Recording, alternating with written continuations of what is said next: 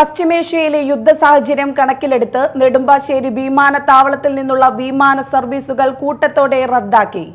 Iran വ്യോമപാതയിലൂടെയുള്ള യാത്ര അപകടകരമായതിനാലാണ് വിമാന കമ്പനികൾ സർവീസുകൾ നിർത്തിവെക്കാൻ തീരുമാനിച്ചത്.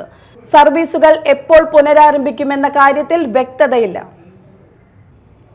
പശ്ചിമേഷ്യയിലെ യുദ്ധ സാഹചര്യം കണക്കിലെടുത്ത് നെടുമ്പാശ്ശേരി വിമാനത്താവളത്തിൽ നിന്നുള്ള വിമാന സർവീസുകൾ കൂട്ടത്തോടെ റദ്ദാക്കി. ഇറാൻ വ്യോമപാതയിലൂടെയുള്ള യാത്ര അപകടകരമായതിനാലാണ് വിമാന കമ്പനികൾ സർവീസുകൾ നിർത്തിവെക്കാൻ തീരുമാനിച്ചത്. പുലർച്ചെ 2:38 മസ്കറ്റിലേക്ക് പുറപ്പെട്ട ഒമാൻ എയർവേസ് വിമാനം നെടുമ്പാശ്ശേരിയിലേക്ക് തിരിച്ചു വിളിച്ചു. ഉച്ചയ്ക്ക് 2:35 ഷാർജയിലേക്ക് പോകാനിരുന്ന വിമാനവും റദ്ദാക്കി. വൈകിട്ട് 5:20 ജിദ്ദയിലേക്ക് പുറപ്പെടേണ്ടിയിരുന്ന ആകാശ എയർ സർവീസും റദ്ദാക്കി. ഇൻഡിഗോയുടെ ഗൾഫ് സർവീസുകൾ പൂർണ്ണമായും നിർത്തിവെച്ചു.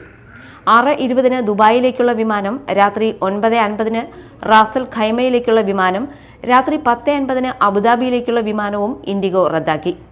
മുൻകൂട്ടി ടിക്കറ്റ് ബുക്ക് ചെയ്ത് വിമാനത്താവളത്തിലെത്തിയ 100 കണക്കിന് യാത്രക്കാരാണ് ഇതോടെ കുടുങ്ങിയത്. സർവീസുകൾ എപ്പോൾ പുനരാരംഭിക്കുമെന്ന കാര്യത്തിൽ വ്യക്തതയില്ല.